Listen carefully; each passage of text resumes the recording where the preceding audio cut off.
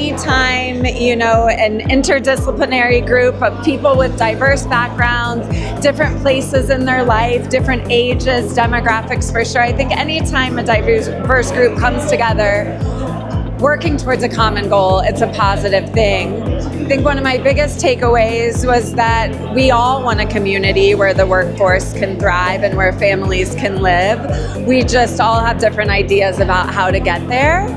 And I'm excited that I get to be at the table as a young working mother.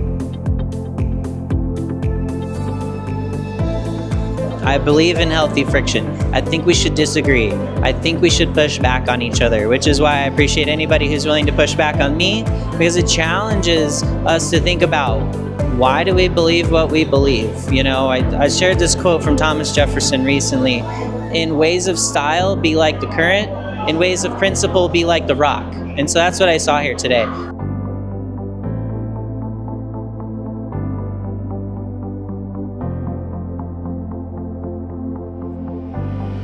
Today's an exciting day. The community of Sedona has come out to tell us what they think about local housing, or housing for everyone.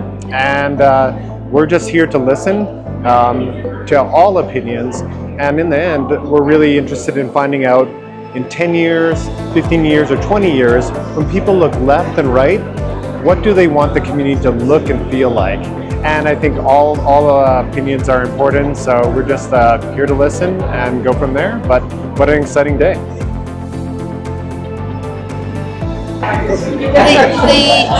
The foundation that we have a housing problem in Sedona that is not refutable, that is the basis of this whole gathering, sets the tone. Now everything else we can discuss, and we know the boundaries.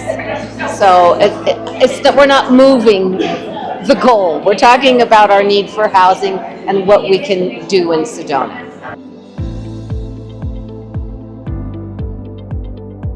We're big fans, big proponents of walkability. We think it's sort of really important, and I talked a little bit about how important it is for folks to be able to live in neighborhoods where they have access to services, they can make walking and moving around part of their daily life, and that's like different from city living.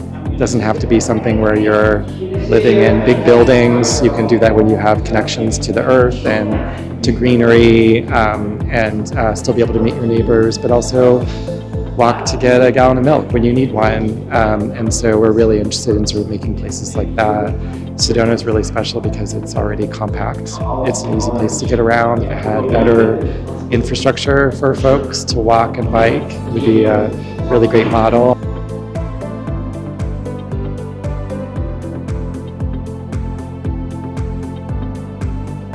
People came together on the prioritization. Now it's just being really clear on how we communicate that to the community, so that clear is kind, right? People want to know, they're going to want to see those numbers. A lot of, what we heard was, let's use what we have before we do something new. And that, I think the community would really be excited to hear that and get creative in the variety of ways that we can do that. And so I think Tony and the leadership putting together some of those numbers and those percentages in a very clear, succinct way is going to be that next key piece in August, so that the rest of the community can rally with this same positive energy.